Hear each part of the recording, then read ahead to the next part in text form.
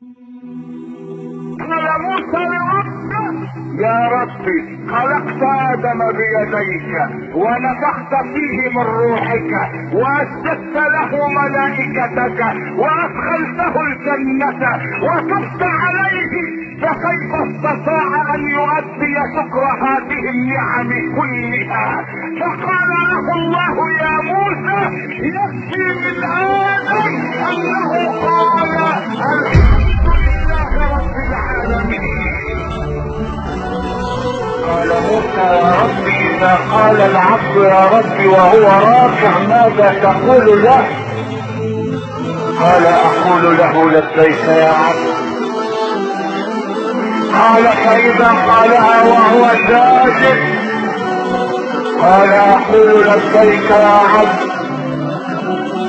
قال موسى فاذا قالها وهو عاص؟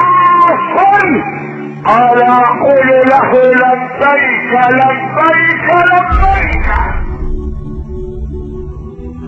ان الله تعالى يقول لموسى بن عمران على نبينا وعليه الصلاة والسلام وهو يتلقى التوراة، قال موسى لربه يا ربي اني ارى مكتوبا في التوراة ان هناك امة تأتي اذا استقرت اللقمة في بطونهم غفرت لهم لانهم يبدأون الطعام بسم الله ويختمونه بالحمد لله.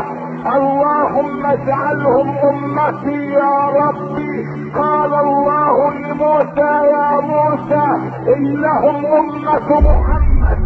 قال موسى يا ربي اني ارى مكتوبا في الالواح ان هناك امة اذا هم احدهم بفعل سيئة فلم يفعلها وتركها من خشية الله كتبتها له حسنة اجعلهم امتي يا ربي.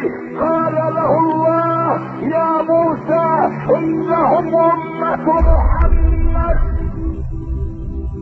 قال موسى يا رب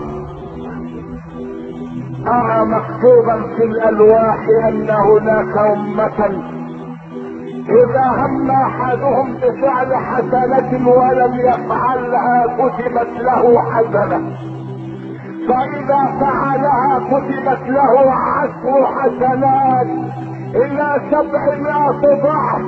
اجعلهم امتي يا رب.